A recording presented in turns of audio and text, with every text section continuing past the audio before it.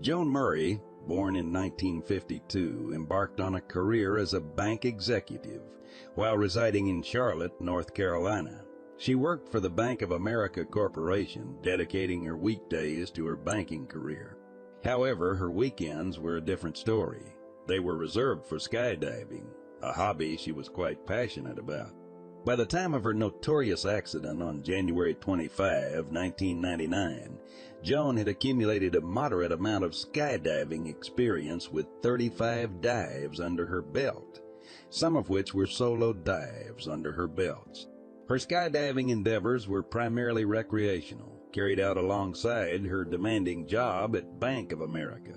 Her life showcases a blend of a serious professional career and a thrilling hobby that brought about a remarkable tale of survival on a chilly morning of January 25, 1999. Joan found herself amidst the bustling atmosphere of the Chester County skydiving site. The air was crisp, filled with a blend of excitement and anticipation as she prepared to embark on her 36th dive. The sun had barely brushed the sky with its golden hues, yet the skydivers were already gearing up for the day's adventure.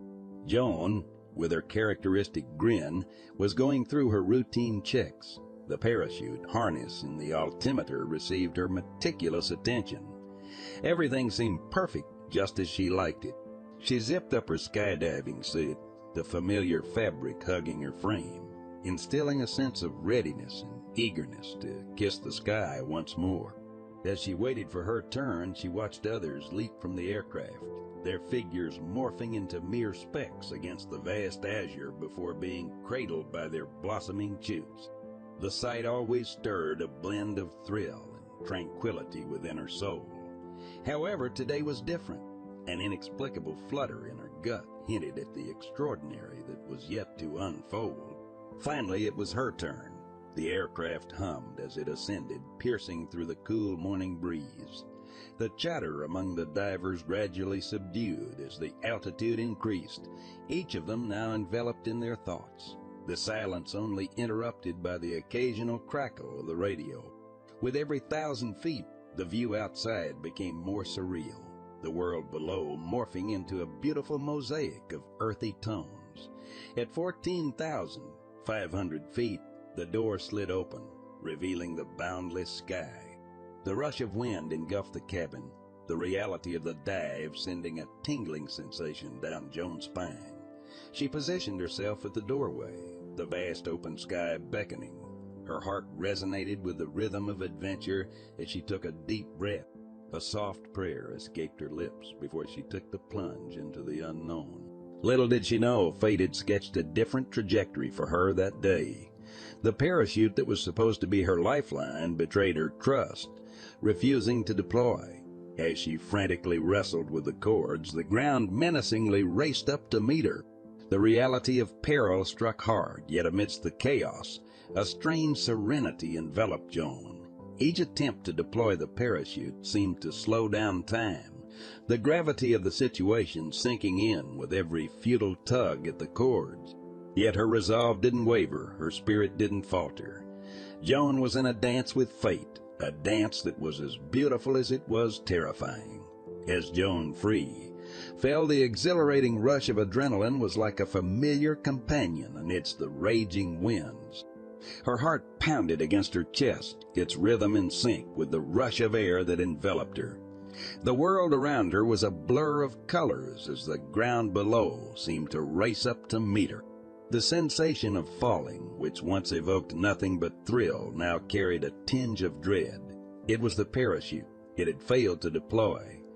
Her trained fingers hurriedly maneuvered through the cords, attempting to rectify the life-threatening malfunction. Each tug was a plea to the parachute to blossom and cradle her descent, but it remained unyielding. The ground below was no longer a distant reality, but a looming menace approaching at a ferocious speed. The serenity of the sky was replaced with an eerie foreboding as Joan plummeted through the air. Yet, amidst the terror, time seemed to slow down, stretching each second into a lifetime. The sky seemed to hold its breath as she spiraled towards fate, the calm above contrasting the storm brewing within her. Her life, the memories, and the faces she cherished danced before her eyes. A montage of what was and the uncertainty of what was and the uncertainty of what would be. Amidst the whirlwind of emotions, a strange calmness enveloped Joan.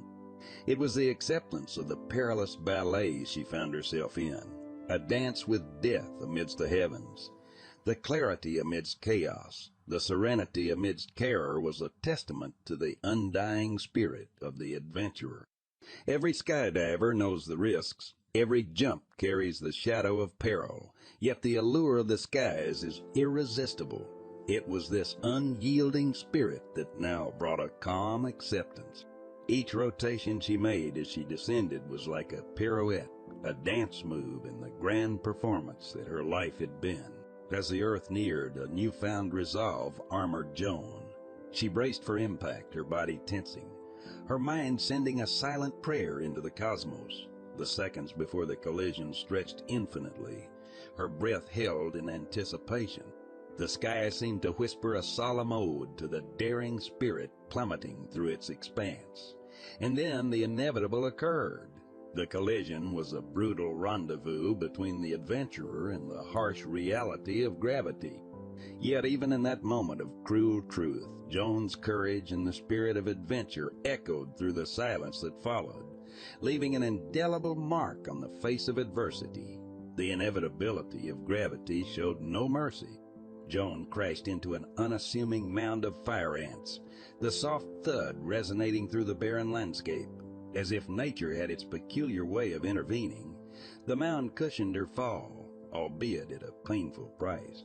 The tiny creatures, disturbed from their abode, swarmed over her, their bites sending sharp, searing waves of pain through her battered body. Each bite was a brutal reminder of the thin line between life and death she tread at that moment.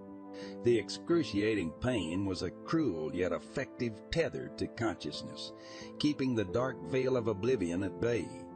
As she lay there, the biting cold of the ground below was overshadowed by the fiery wrath of the ants above. As fate would have it, the skydiving site was abuzz with the alarm of the incident. Rescuers, with a beacon of hope in their hearts and urgency in their steps, raced against time to reach Joan.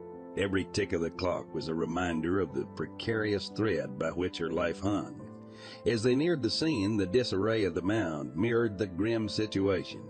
But amidst the chaotic ballad of rescue, the sight of Joan's still form evoked a silent sigh of relief. She was alive. Swift hands worked meticulously, lifting her gently from the clutches of the mound. The ambulance's siren piercing the stillness of the day, heralding a race to salvation. Upon arrival at the Carolinas Medical Center, the grim reality of Joan's ordeal began to unfold. The medical team, with a blend of precision and urgency, orchestrated the dance of life-saving interventions. As they wheeled her into the emergency room, the silence of unconsciousness was interrupted by the rhythm of her feeble heartbeat. The transition from the adrenaline-fueled adventure in the skies to the sterile calmness of the hospital room was a stark juxtaposition. Joan, who once soared the skies with untamed freedom, now lay in a deep coma, her body fighting the battle of survival amidst a maze of tubes and machines. Days bled into nights, with Joan's life oscillating between the tender threads of hope and despair. The hospital room bore witness to the silent battle waged between life and death.